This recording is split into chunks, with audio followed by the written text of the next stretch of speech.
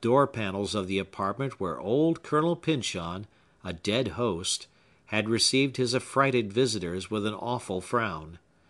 The dusky terror of that frown, Hepzibah observed, was thought to be lingering ever since in the passage-way. She bade Phœbe step into one of the tall chairs, and inspect the ancient map of the Pyncheon territory at the eastward. In a tract of land on which she laid her finger, there existed a silver mine, the locality of which was precisely pointed out in some memoranda of Colonel Pyncheon himself, but only to be made known when the family claims should be recognized by government.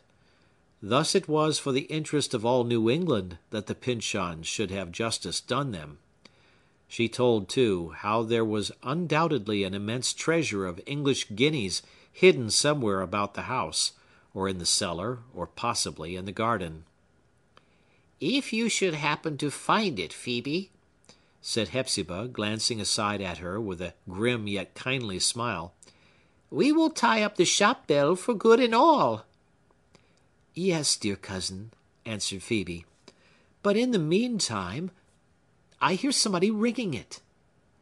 When the customer was gone, Hepzibah talked rather vaguely, and at great length, about a certain Alice Pyncheon, who had been exceedingly beautiful and accomplished in her lifetime 100 years ago.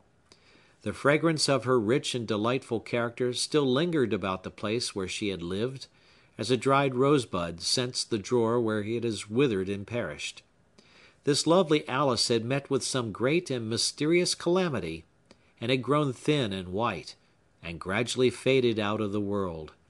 But, even now, she was supposed to haunt the house of the Seven Gables, and, a great many times, especially when one of the Pyncheons was to die, she had been heard playing sadly and beautifully on the harpsichord. One of these tunes, just as it had sounded from her spiritual touch, had been written down by an amateur of music. It was so exquisitely mournful that nobody, to this day, could bear to hear it played, unless when a great sorrow had made them know the still profounder sweetness of it. "Was it the same harpsichord that you showed me?" inquired Phœbe. "The very same," said Hepzibah. "It was Alice Pyncheon's harpsichord. When I was learning music, my father would never let me open it.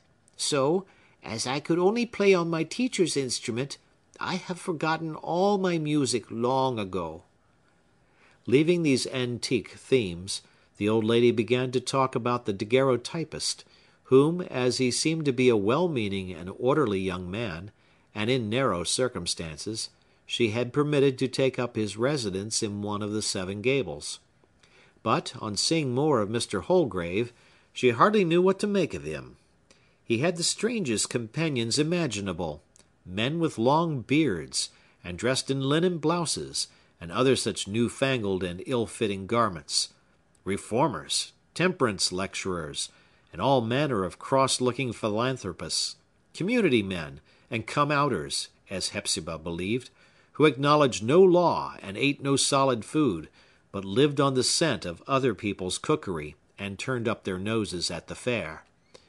As for the daguerreotypist, she had read a paragraph in a penny paper, the other day, accusing him of making a speech full of wild and disorganizing matter, at a meeting of his banditti-like associates. For her own part, she had reason to believe that he practiced animal magnetism, and if such things were in fashion nowadays, should be apt to suspect him of studying the black art up there in his lonesome chamber. "But, dear cousin," said Phœbe, "if the young man is so dangerous, why do you let him stay? If he does nothing worse, he may set the house on fire."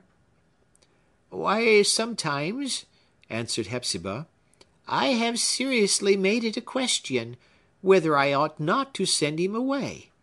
But, with all his oddities, he is a quiet kind of a person, and has such a way of taking hold of one's mind that, without exactly liking him, for I don't know enough of the young man, I should be sorry to lose sight of him entirely. A woman clings to slight acquaintances when she lives so much alone as I do." "But if Mr. Holgrave is a lawless person," remonstrated Phœbe, a part of whose essence it was to keep within the limits of law. "Oh," said Hepzibah carelessly, for, formal as she was, still in her life's experience she had gnashed her teeth against human law, "I suppose he has a law of his own." End of chapter.